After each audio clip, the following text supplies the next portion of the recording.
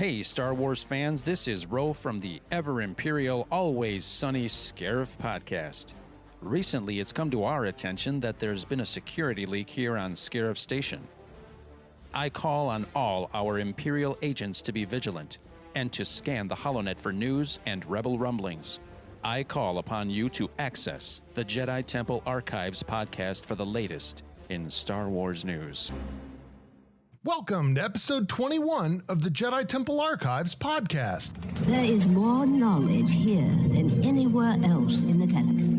Only members of the Jedi Council are allowed access. Guarding the holocrons is one of the most important duties a Jedi can be given. Do you think you're up to the task?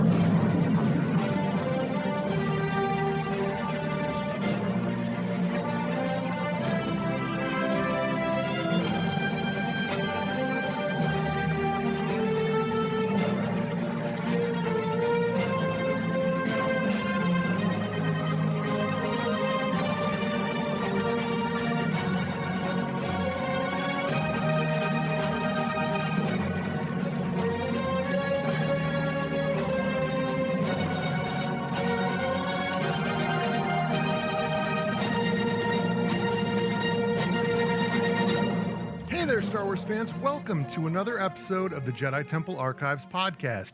I'm your host, Rob, and I'm here with my co-host, Tom Howell, and we are recording this episode on Wednesday, August 7th, 2019. Tom, welcome back to the show. Always happy to be a part of the Jedi Temple Archives podcast, Rob. It's almost like I knew you were going to say that. I think you've planted it in my mind somewhere, a little Jedi mind trick going on. Right. Yeah, as long as you think you're happy, we're good. Now, before we get started this week, I do want to take a quick moment to give a shout out to Tony at the Disney Discussions podcast. Tony joined our Patreon site as our first patron. So, Tony, thank you so much for doing that. We really appreciate you supporting the show, and we look forward to turning out some great content for you in the future. I also want to give a shout out to Trent and Jenny from the Disney DNA podcast. I actually did a show with them earlier this week, which is going to be released on Thursday, August 8th. And that was regarding The Mandalorian, which is an upcoming series on Disney Plus streaming service. I'm sure you've heard us talk about that on this channel, or at least on this podcast before. So we're very excited about that upcoming show and really looking forward to seeing what kind of content they put out. And finally, I just want to give a huge shout out to all of our listeners and all of our followers out on social media. Certainly you guys are the reason that we turn this podcast out, and being able to interact with you guys and get feedback on the shows and everything is really why we do this. So hopefully you're enjoying the show.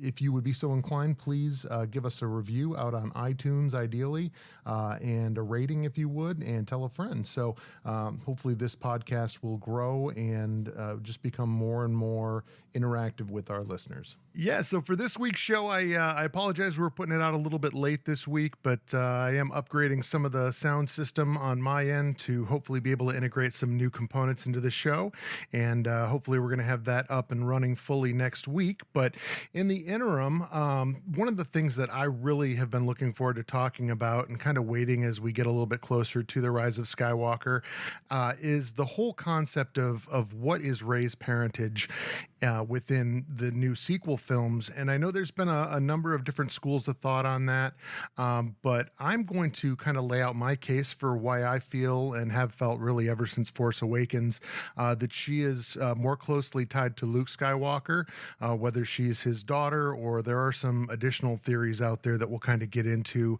as the show goes on. And hopefully some of you that are out there listening are going to feel free to weigh in on either Twitter or via email with what you think her parentage may be in your mind, whether she is in fact not related to the Skywalker bloodlines at all, or whether she is tied either to Luke or Han and Leia. So with that said, we're going to go ahead and dive right into this topic. And Tom, I know that we've talked about this a little bit kind of outside of the show, but where do you kind of come down on the spectrum of who do you think Rey's parents may be?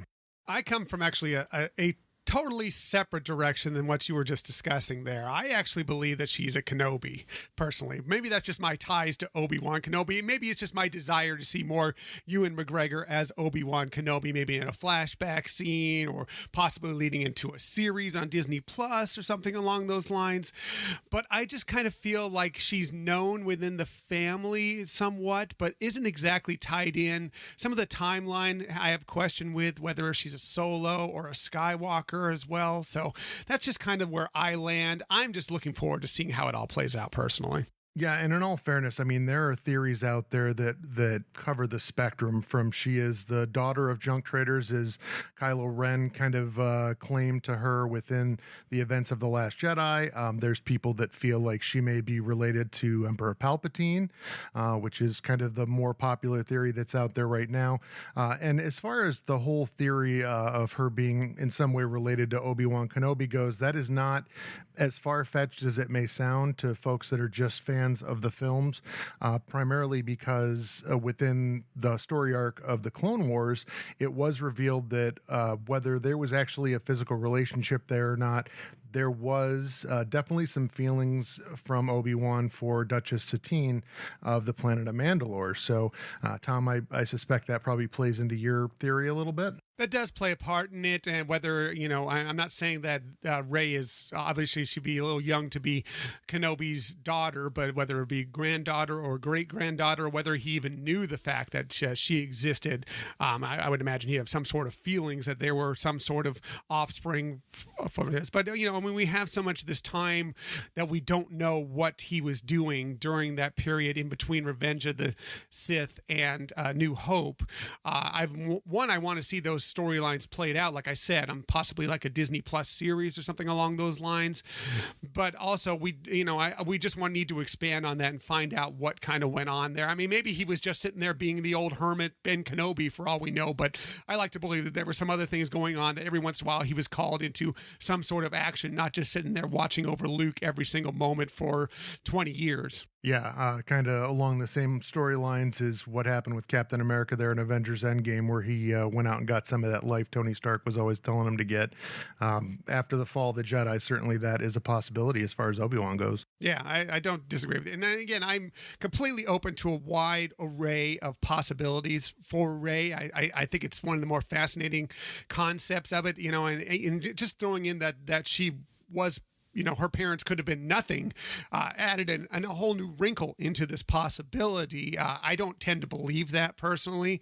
I think it's more Kylo trying to play. I mean, in the instant that it happened, he was just reaching for her to try and have her join him in this quest. And so it seemed to me like he was just reaching for anything he could grasp a hold of, and, putting her in this position where she felt alone again kind of seemed to be the best place to put her in to get her to come along with him. So that's why I tend not to believe it, but it is a possibility, and it, again, adds another wrinkle to what Rey's lineage could be. Yeah, and I completely agree with that. I mean, I guess probably a good place to start would be why we may think that the whole concept that she's not from just some random bloodline, that she is probably more closely tied to a bloodline that we have seen within the course of the films or within the animated series and maybe even some of the books, that comes from more of an established bloodline that has that kind of high level of mastery of the Force. For me personally, I mean, when Kylo Ren told her, you know who you are, you're the daughter of filthy junk traders, you're no one.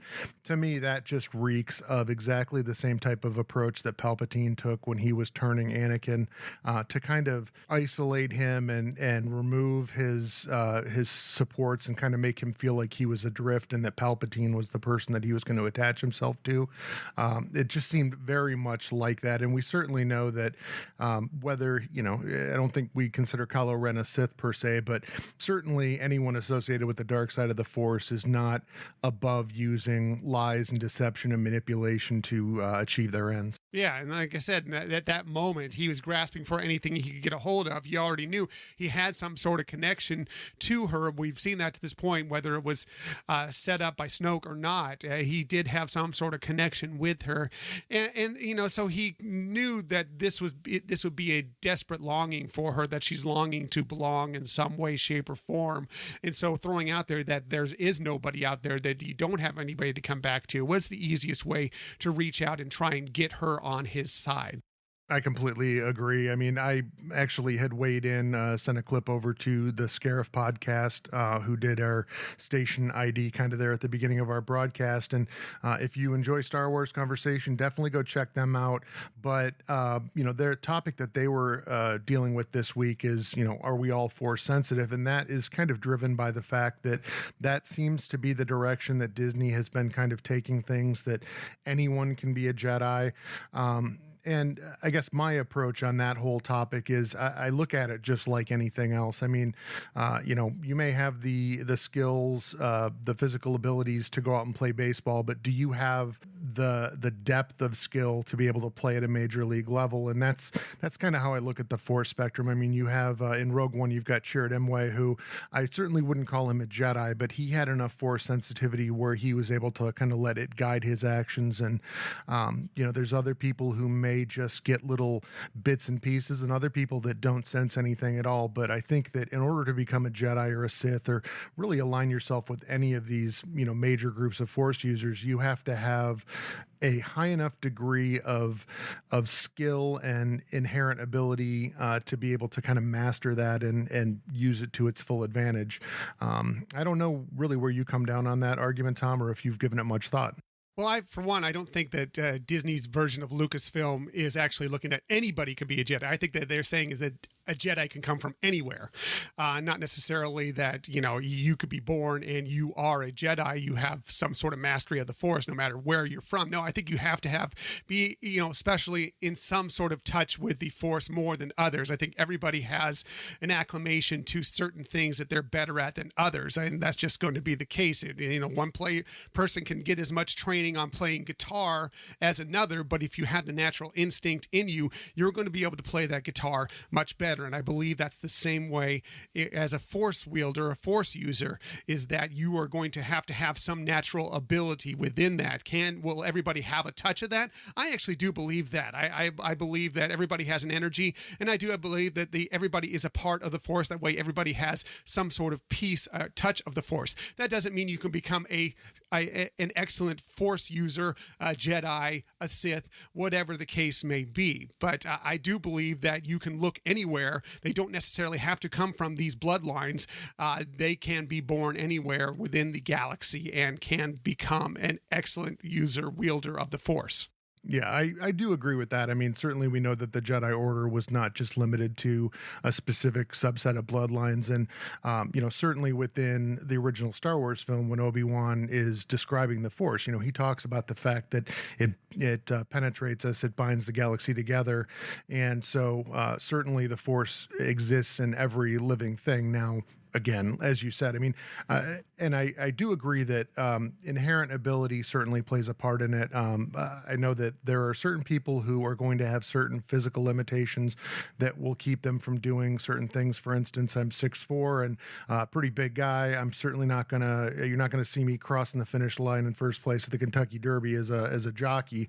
Don't sell yourself short there. I think you a little training, a little more oats in your diet, you'd be good to go. Right. I may be able to do it as the horse, just not the jockey. So agreed that there's going to have to be some minimal amount of Force sensitivity that then can be developed into becoming a Force user. So I do believe in this particular case, for me, the reasoning that I apply to assuming that Rey has some connection specifically with Luke Skywalker in this particular case, the first evidence that I had of that was prior to The Force Awakens. One of the very early teaser trailers went as follows.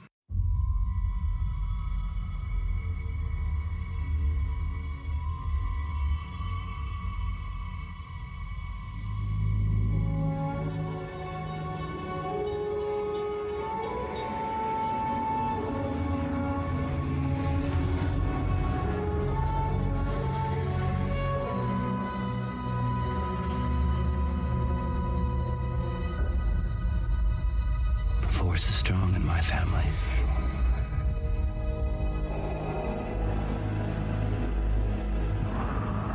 My father has it.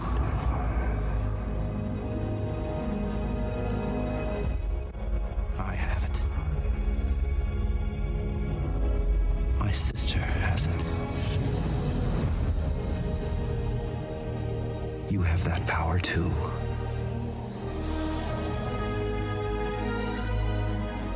So in that trailer, basically what you hear is Luke doing a voiceover and talking about the Force is strong in his family.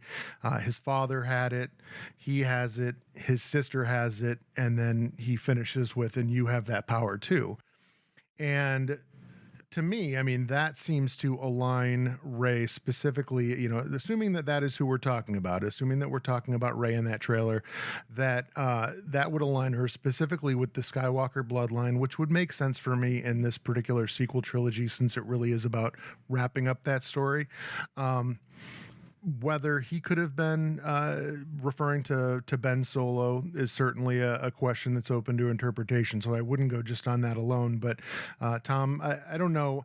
I don't know if you consider a trailer for the beginning of a sequel to be anything that you want to base an argument on or not. I think it's definitely worth discussion. I don't necessarily buy into it completely because, one, we don't know who it's being said to. You know, that could be there could be a ton of different people that could be even characters that we have never seen before, witnessed to this point.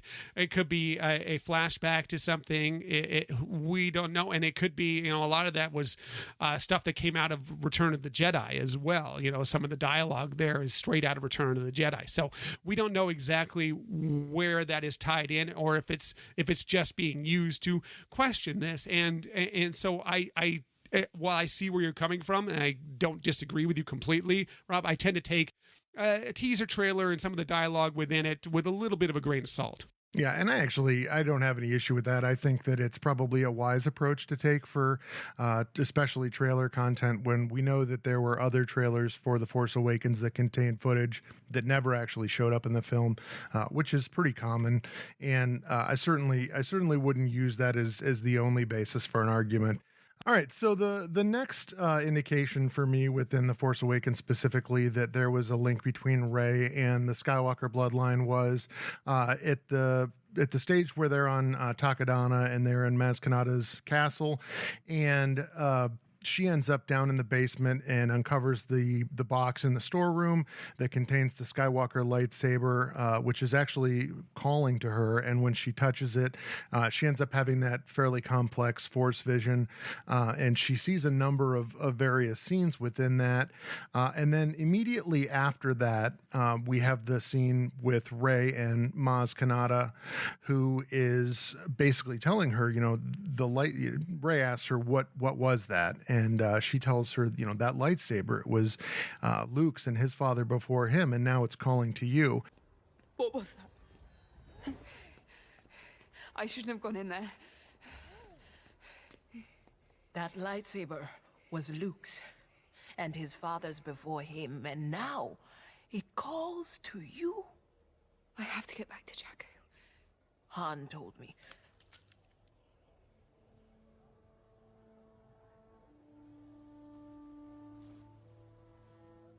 Dear child, I see your eyes. You already know the truth. Whomever you're waiting for on Jakku, they're never coming back.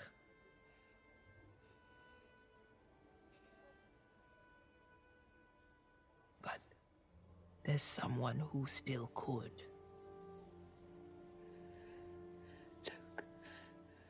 The belonging you seek is not behind you, it is ahead. I am no Jedi, but I know the Force. It moves through and surrounds every living thing. Close your eyes.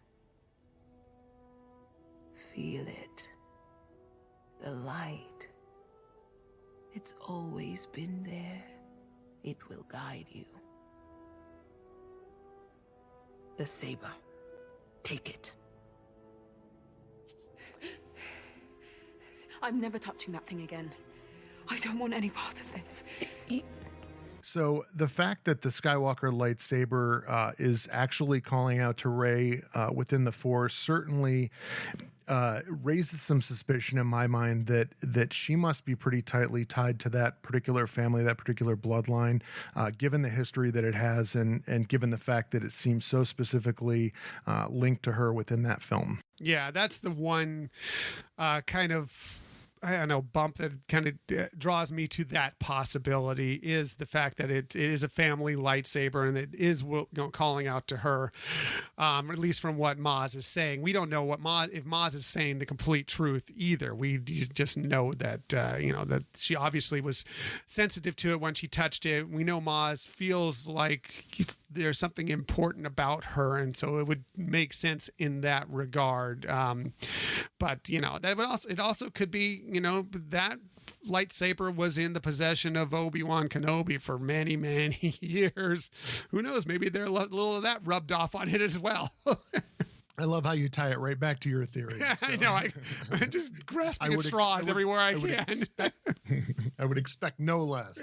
Yeah, and certainly the other possibility there is you've got a lightsaber that has been very tightly tied to the light side of the Force for pretty much its entire existence, minus a few dark deeds Anakin participated in kind of right after he had become Darth Vader, the slaughter of the younglings among them. So but other than that, I mean, all of the deeds that he did as a Jedi in service to the light, Luke, wielding that lightsaber in service to the light, and we even see later in the film, and we'll get into it in more detail later. But when it comes down to the contest between Kylo and Rey to see who was going to be able to summon it out of the snow, it ended up going to Rey as opposed to Kylo, and certainly I think part of that is the fact that those kyber crystals have been established as kind of being drawn to the light within canon. I've also heard, and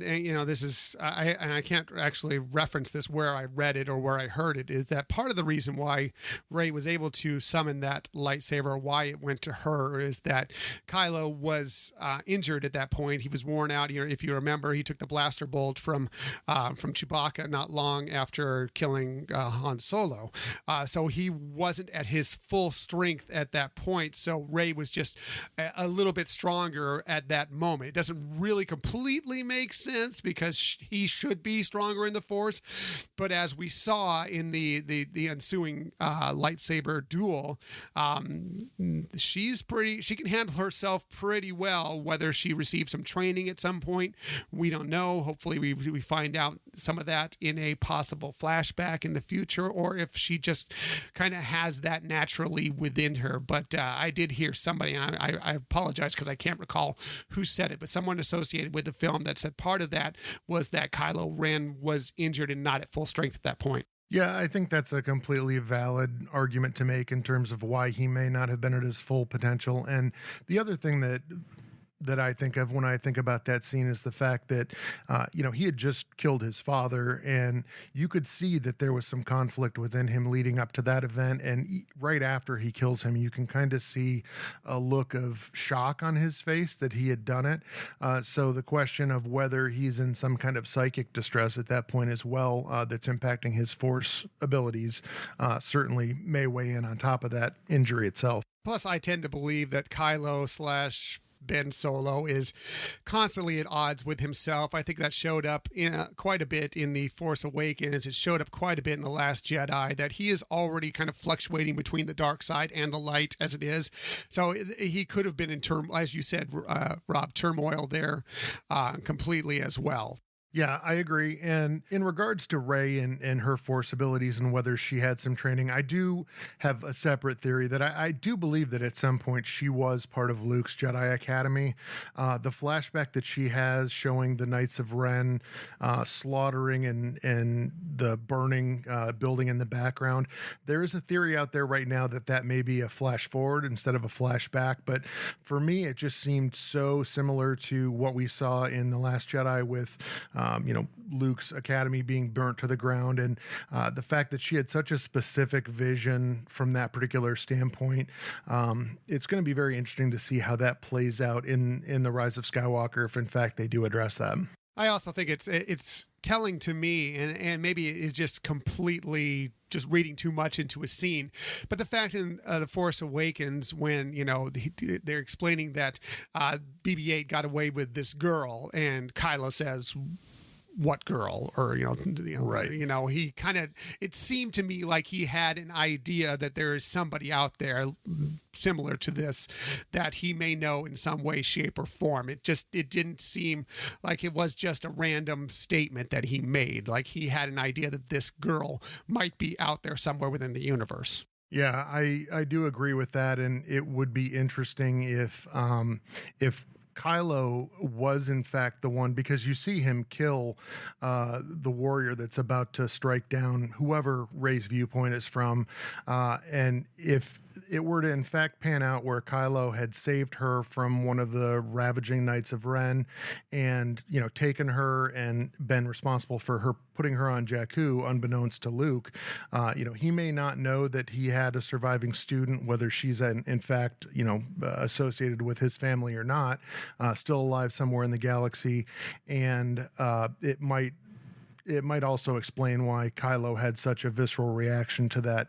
She was accompanied by a girl, because I did notice that in the film as well. So again, that's the exciting thing about leading up to a Star Wars film, all the speculation, all the different theories, and the things that you can talk about, and then you actually get to go see the film and see how it all plays out, which we could probably do a whole nother episode on how that sometimes plays into people's feelings of disappointment or elation when they do see the Star Wars films, depending on how close it comes to, what they may have supposed was going to happen. Exactly. And I think that's a big part of it, is that the part of the divisiveness within the Star Wars community right now is that so many people have so much time, and there's so many ways to speculate on what could happen. I mean, if you think back to the original trilogy back in the 70s, there was no internet up until maybe around the end. It was starting to emerge slightly, but there really was not much place to discuss your theories. You went to it was our age, you went to your schoolyard and you talked with your buddies about what you thought might happen or whatever. There really wasn't this big community where everything is out there in a split second. If you have a concept, you're going to put it out there, and everybody is going to weigh in on one side or the other, and and eventually you start reading all these things and you feel one way or another, and you get to the film, and if you're so sold on that this is going to happen and it doesn't, well, there can be some disappointment there. It's bottom line is it's for the storytellers to tell their story, and you like it or not like it. That's completely up to you. But the visceral reaction we get to it sometimes is. It really drives me a little crazy in many regards, because I just feel that, like I said, I feel like the storytellers can tell their story.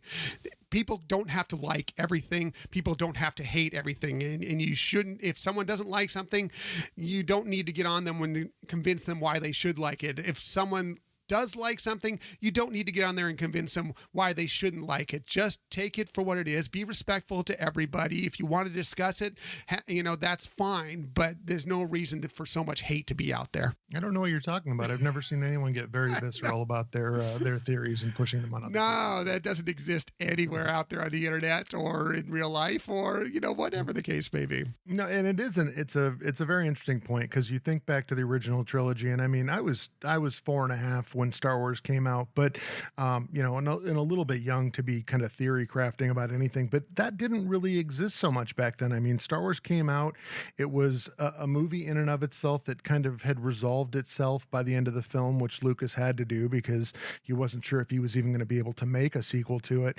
And at that time, there were very few films that had sequels in the first place, and certainly not successful sequels. So when you get to Empire Strikes Back, and the fact that is left very open-ended with a lot of unresolved issues, and you've got this huge reveal about Darth Vader and his relationship to Luke, that was completely unusual for that particular point in time, but it's very much what happens in this day and age. And as a result, the society has adapted. It is about trying to predict what's going to happen, and I just don't remember that so much being the case when the original trilogy had come out. Right. I mean, it wasn't during Empire Strikes Back. I mean, but it wasn't the way it is now. Because, again, it was, you getting together with your buddies and discussing what you think, is Darth Vader really Luke's father? Who is this other one that they speak of? There's another. Who is that they're speaking of? Lots of things. How are they going to rescue Han from the carbonite freezing? Lots of things that were speculative as you moved forward in that. But again, it was limited to, your buddies or, hanging out wherever you were and having a discussion of it. It wasn't this global thing. And there also weren't people out there who are trying to, by making these theories come up, draw people into their YouTube channel or into their blog or whatever, their, whatever page, their social media, whatever the case may be. Sometimes I find these things are put out there so wildly and so extremely is mostly because they want to draw people in to subscribe to them, to listen to them, to get views, to get whatever the case may be. And rather than just, sometimes I feel it's better just to sit back and enjoy the ride. No, and I completely agree. I mean, there's clickbait being, such a big thing in this day and age, that I completely agree that people put a lot of very extreme and divisive theories out there just for the purpose of drawing, views or listens or whatever the case may be. And I know that we've talked about this prior to me even starting up this podcast, was that it's much more of a challenge to take on anything that is approached in a positive manner, just because conflict tends to draw so much attention. Yeah, agreed. And that's the, part of the thing with my podcast is where we try and stay on the positive side of things. And does that help us with downloads, with listens, with followers, whatever? Probably not. If we wanted to put out more conflict out there, and we do have some opinions on stuff that may not necessarily be as positive as possible, but we find there's enough negativity out in the world that we don't need to add to it. We want to be positive, and that's just the way we like to do things. And so I'm willing to give up on some possible extra downloads or follows or clicks or whatever the case may be, because I want to add positivity to the world, not add more negativity, which we have so much of now. Right. And I think that, the great thing about, about all these shows, I know that you guys do it on your podcast. I try to do it here.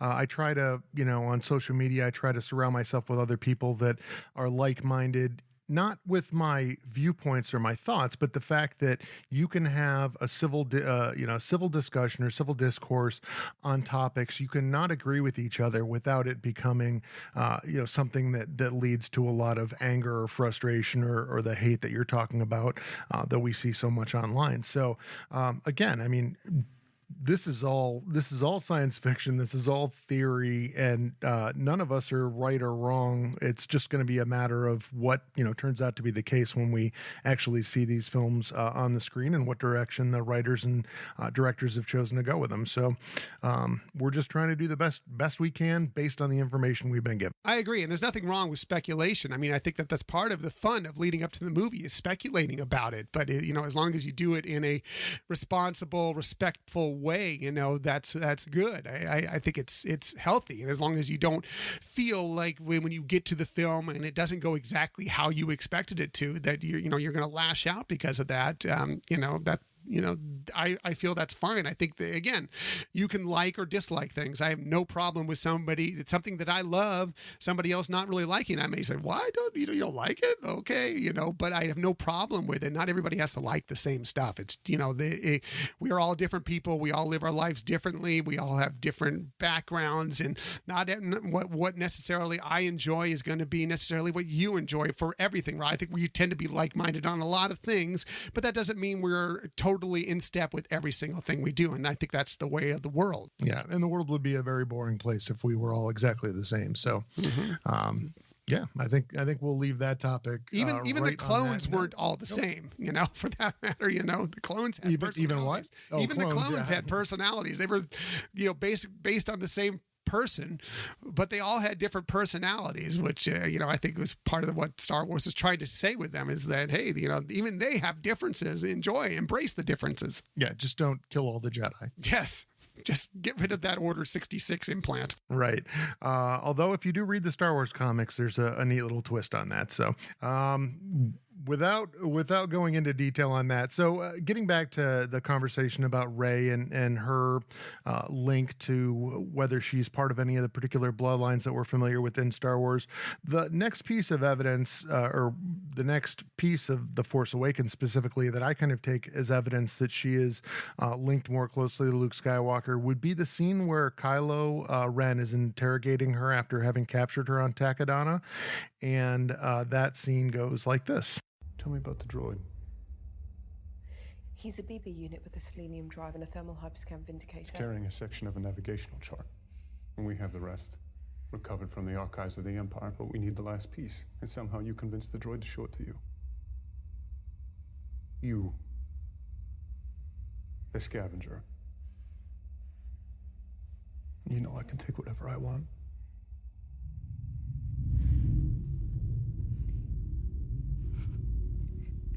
I'm so lonely. So afraid to leave. At night, desperate to sleep. You imagine an ocean. I see it. I see the island.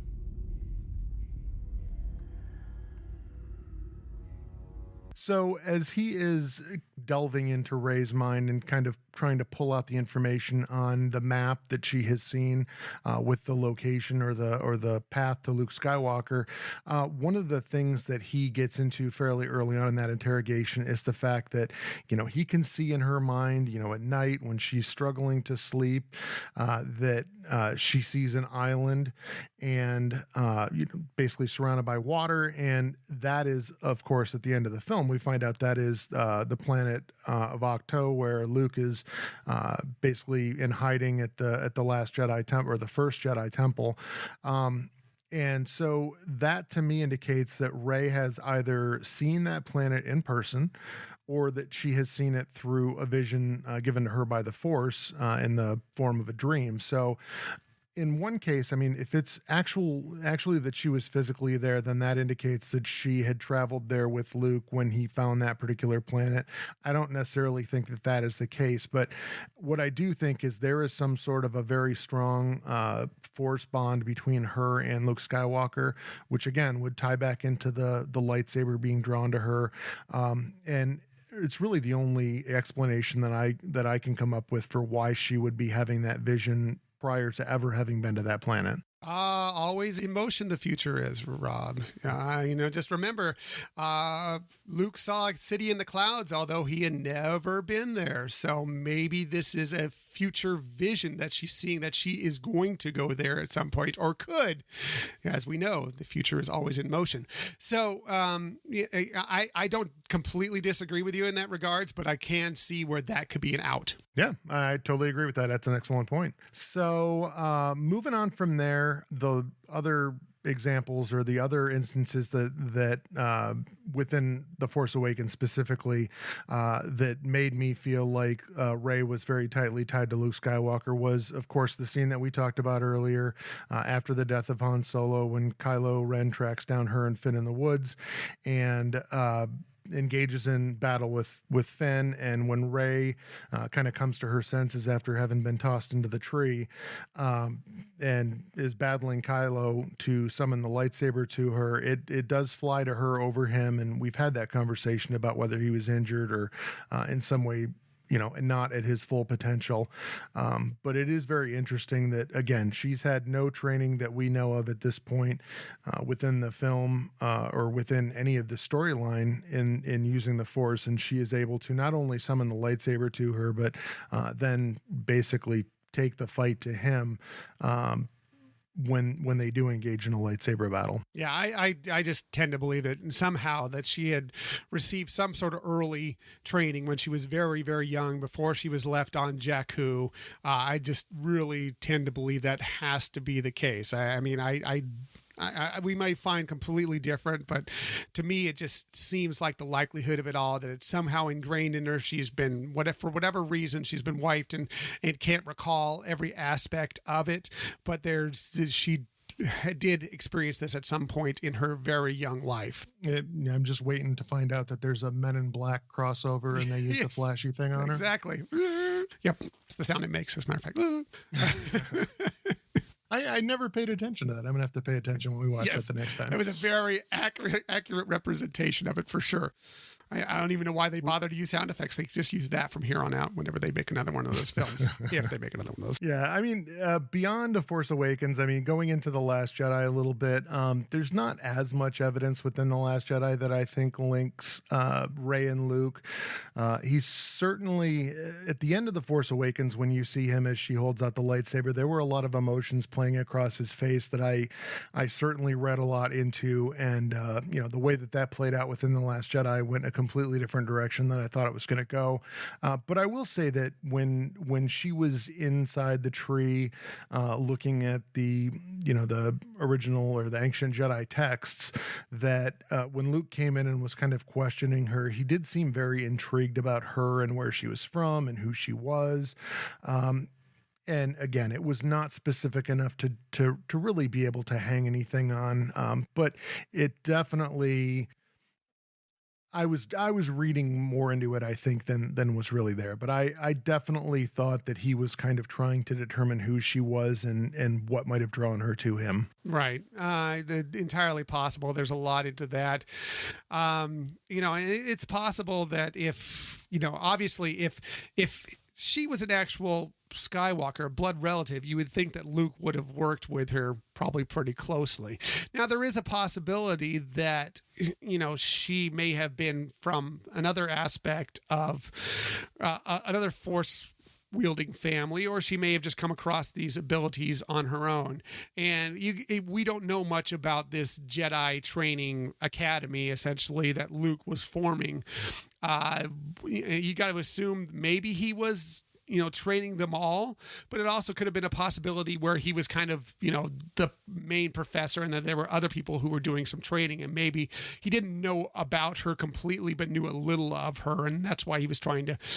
You got to believe, to me personally, that if he knew her as a Skywalker, that he would know who this is right off the bat. It would have sensed it completely immediately, but again, we'll wait and see.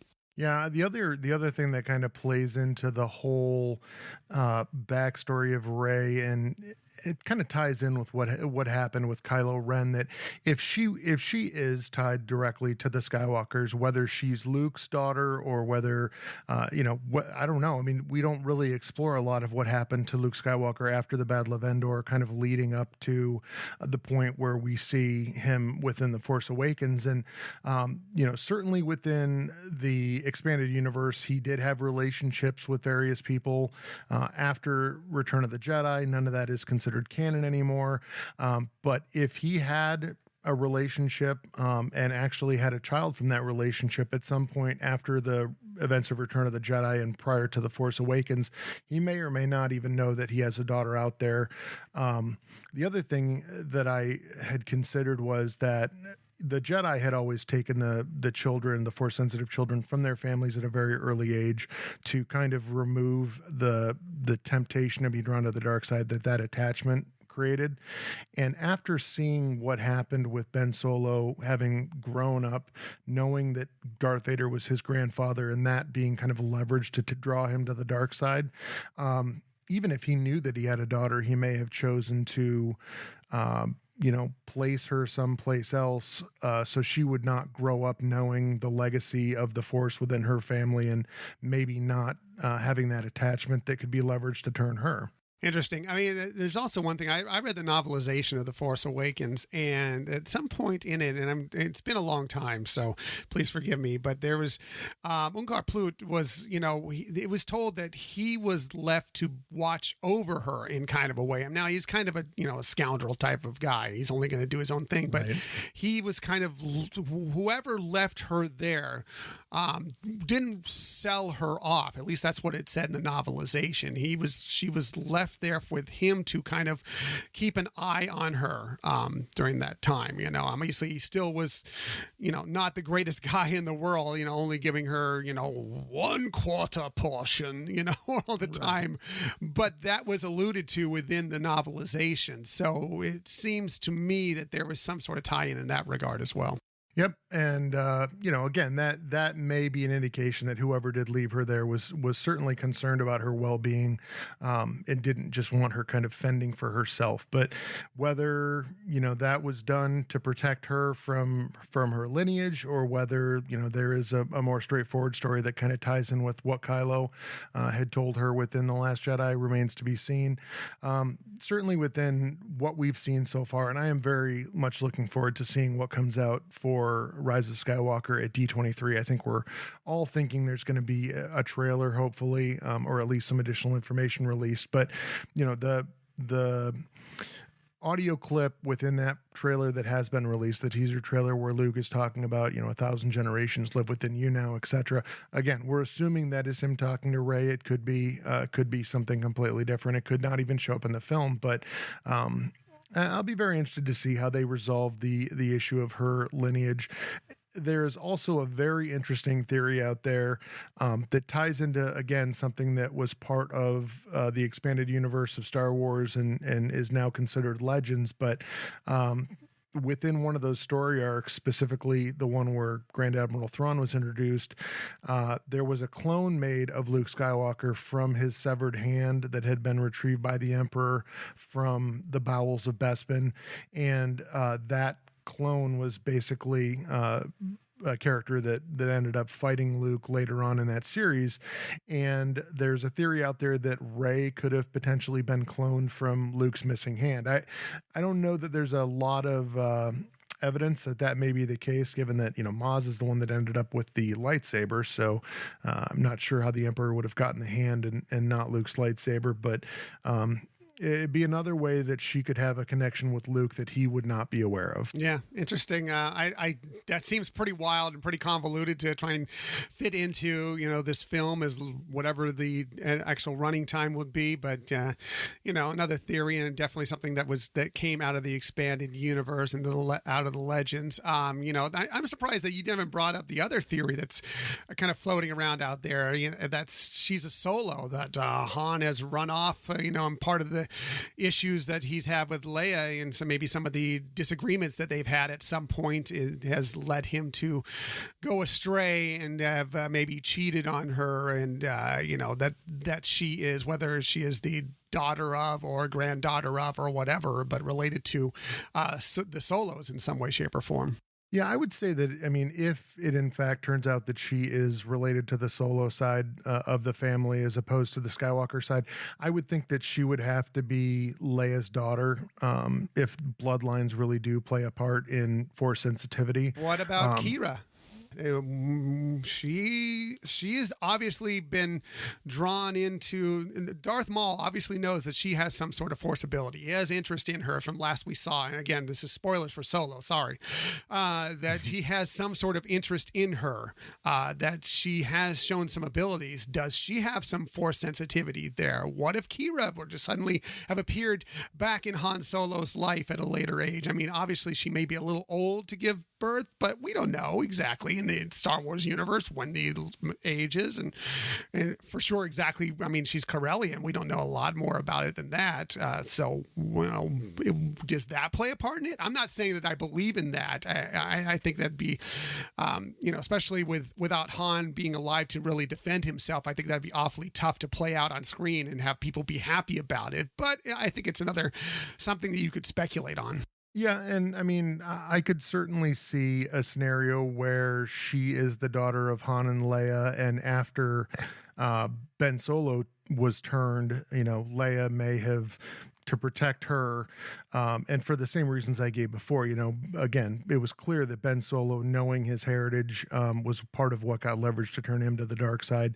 She and Han may have decided to hide their daughter, have her grow up not really knowing their parents, but with someone who could keep an eye on her. That might also explain how Unkar Plutt had gotten the Millennium Falcon, if in fact, Han Solo was the one that took her there to hide her. But And the other thing about the brother and sister relationship that she would then have with Kylo Ren, there would have been precedent for that as well within the expanded universe. Han and Leia did end up having 3 children.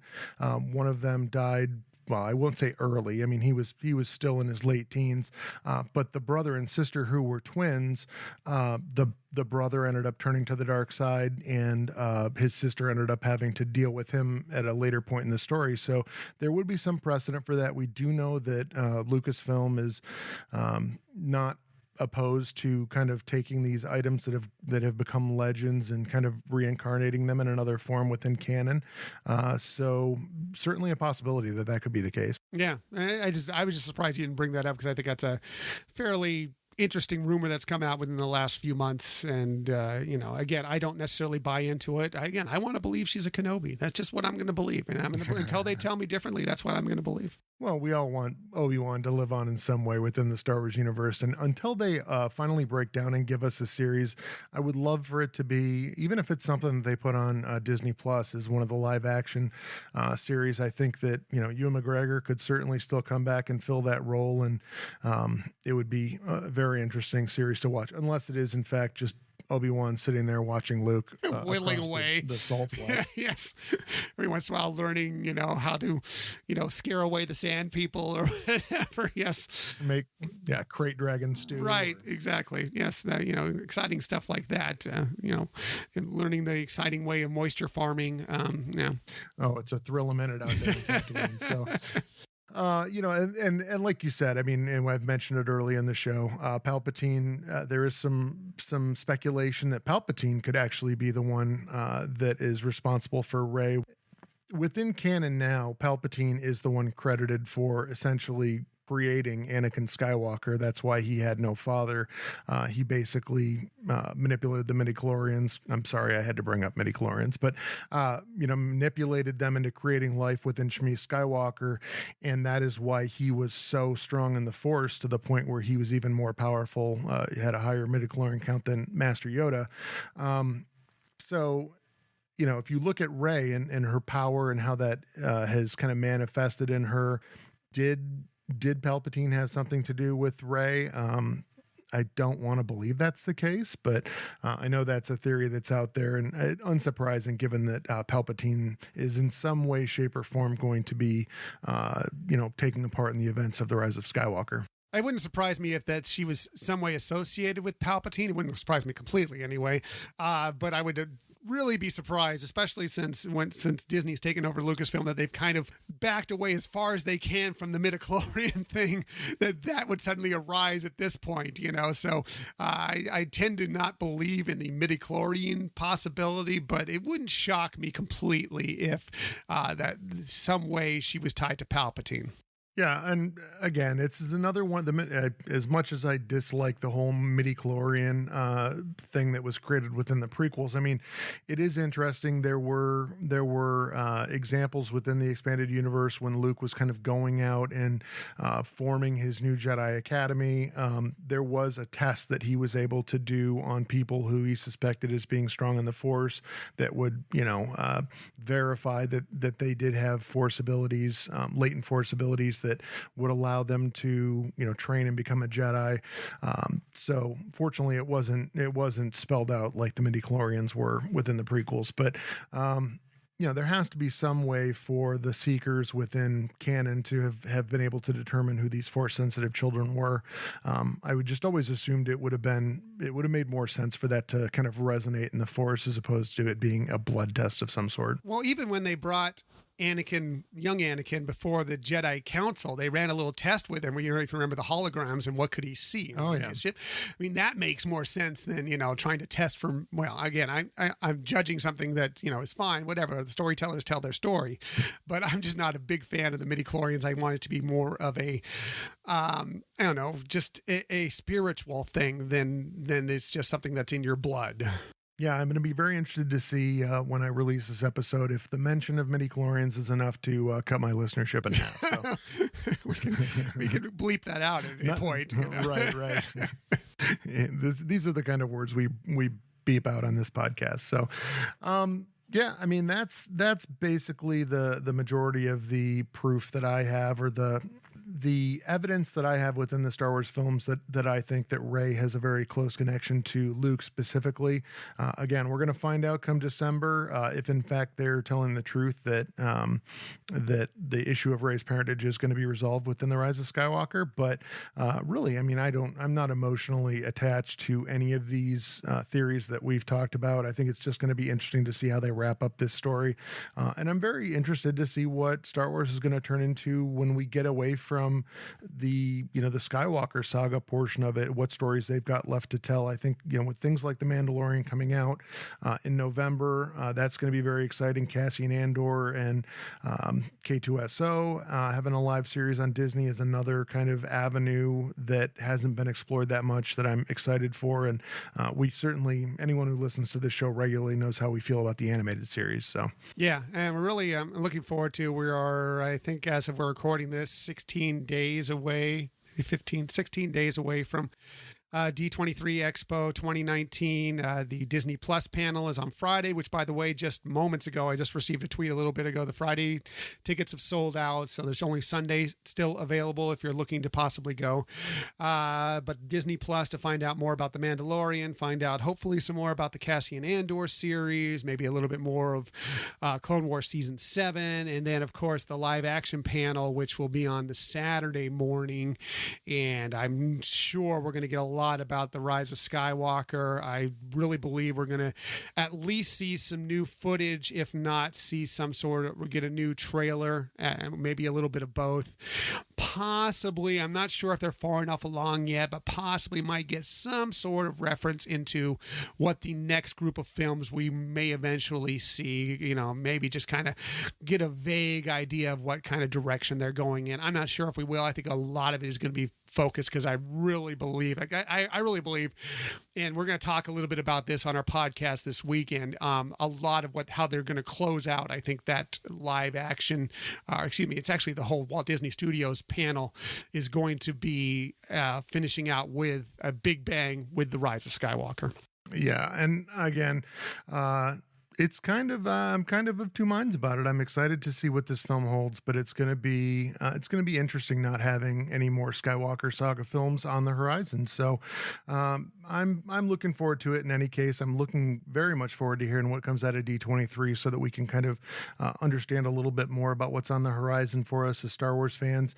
I do want to point out, I mean, there's not a ton of other news. I think a lot of the Star Wars content is being held for D23, but for anyone who is a Walt Disney World fan, I do want to put out there that today they did start releasing reservations for Savi's lightsabers and Oga's Cantina within that land at Walt Disney World. So if you have a trip planned here in the next upcoming month or two, and are interested in enjoying some of what Star Wars Galaxy's Edge has to offer, and from everything I've heard, it's just as incredible as the location out in Disneyland, and they do actually have some additional offerings that aren't available out at the Disneyland version. But get out there as quickly as you can and see if you can grab a reservation for that. That will pretty much guarantee you that you get a boarding group to get into that land. The other thing I should probably mention about Star Wars Galaxy's Edge, and this has not been officially announced, but there are people who have been able to kind of get into the code behind the Play Disney app, not the Play Disney app, sorry, the My Disney Experience app for Walt Disney World. And they do have the code in there for reserving boarding groups. So it does look like they're kind of the mindset at Walt Disney World that they're going to take that boarding group approach that has been successful out at Disneyland and implement that. So, getting a reserved slot within Star Wars Galaxy's Edge for an Oga's Cantina or a Savi's Workshop is going to be your best way to guarantee that you do get one of those boarding groups and you can access the land. Yeah, and that's something you can know in advance. So you can know if you're out there for a week, 5 days, whatever the case may be, whatever your visit to Walt Disney World is, by having that reservation, you will know, you can plan your day around, okay, this is the day we're going to Star Wars Galaxy's Edge. So jump on it when you get the opportunity. I'm sure they're going to go quickly. So you need to be just like some of the advanced dining reservations for some of the more popular restaurants, you're going to want to jump on that the first day you have availability to do so, because and again, it doesn't mean you can't get in if you don't get one, but it really will make things a lot easier and make your planning a lot easier. Yeah, and certainly anything you can do to reduce the likelihood that you may end up getting kind of the short end of the stick when you're planning a Walt Disney World vacation, and that you have guaranteed that you're going to have that access is definitely going to help your planning go smoother, and you're going to enjoy your vacation quite a bit more. So the only other thing I do want to mention is, if you enjoy this podcast, please mention us to a friend. If you are interested in letting us know what your theory is on Rey and her parentage, we'd love to hear it. You can shoot us an email at jtapodcast@gmail.com, or you can reach out to us on social media, either on Facebook, Twitter, Instagram, or Pinterest. And Twitter's probably the best place to do that, at JTA Podcast. So we would love to hear from you. Please give us a review, tell a friend. We're really trying to grow our community and get a lot more participation in terms of what types of topics we cover on the show. And Tom, if you'd be willing to give your contact information so the folks that are both Star Wars and Disney fans can find you guys. Sure. Thanks, Robin. It's always a pleasure, again, being on the Jedi Temple Archives podcast. My podcast is the Hyperion Adventures podcast. I do that with my wife. We do talk Star Wars a lot. We also talk about Marvel. We talk a lot about Disney, especially talking about tips for the parks. If you're going to the Walt Disney World Resort, if you're going to the Disneyland Resort, sometimes even Disney Cruise, or some of the even like Disneyland Paris, some of the other foreign Disney parks, we talk a little bit about that as well. And as a matter of fact, we also, going back to the Star Wars, we do have our Star Wars Remembered series going on, where each month we are breaking down a different Star Wars film as we lead up to the Rise of Skywalker. Most recently, just a couple weeks ago, we did Rogue One, a Star Wars story, and coming up here in just 2 weeks, we're actually less than 2 weeks now, we're going to be doing breaking into the original trilogy and doing episode 4, of course, A New Hope, and where Rob always joins us for those episodes, and we have a great time with him. And you can find us pretty much everywhere you find podcasts: Apple Podcasts, Google Podcasts, Spotify, Stitcher. We're on iHeartMedia. Best place to find us, however, is our website, HyperionAdventurespodcast.com. And please follow us on social media. We have a lot of fun out on social media, including with Rob. You can find us there on Twitter at Hyperion Podcast, Facebook, Instagram, and Pinterest at Hyperion Adventures Podcast. Terrific. Again, please reach out to us. Let us know what you want to hear about. And if you want to have any conversations about anything Star Wars related, we are always in the mood for that. So thanks again for listening. You guys have a great week, and may the Force be with you.